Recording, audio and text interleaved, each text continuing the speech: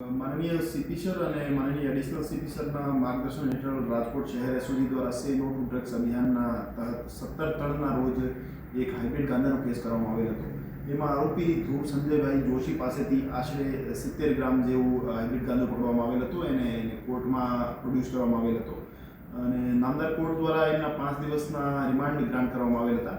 Remand દરમિયાન એમની વધુ પૂછપરછ કરવામાં આવી હતી અને પૂછપરછ દરમિયાન એમના જે ભાડાના મકાન હતું જગન્નાથ પ્લોટમાં, એ ભાડાના મકાનમાંથી આશરે 296 ગ્રામ જેવો હાઇબ્રિડ ગાંજો બીજો પકડવામાં આવેલ છે અને એ ગાંજાની કિંમત 10.36 લાખ જેવી છે. અને એ આરોપી એ જે હાઇબ્રિડ ગાંજો છે એ બોમ્બેથી મંગાવતો હતો અને બોમ્બેમાંથી ઇલેક્ટ્રોનિક જે સ્પીકર હોય છે, સ્પીકરને ખોલીને એના અંદર ગાંજો મૂકી અને એને પાછો પેક કરી કુરિયર મારફતે મંગાવતો હતો.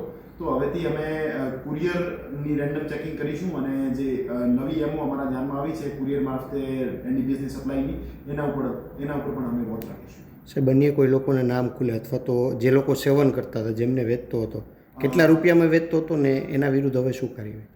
એ જે હાઇબ્રિડ ગાંજો છે એના સરકારી ભાવ પર કેજી 35 લાખ જેવા છે. તો એના છૂટક એની કરતી વધારે ભાવમાં છૂટક વેચતો હતો અને અમારી પાસે અમુક કન્ઝ્યુમર્સના નામ આવ્યા છે. એ કન્ઝ્યુમર્સને અમે યા તો ડી-એડિક્શન સેન્ટરમાં મોકલીશું અન્યથા એમના વિરુદ્ધ કાયદેસર કાર્યવાહી કરીશું અને એના જે સપ્લાયર અને જે વેચનાર છે એના વિરુદ્ધ આપણે જે એનડીપીએસની તપાસ ચાલી રહી છે એમાં નામ ખોલીને એના વિરુદ્ધ ચાર્જશીટ કરીશું.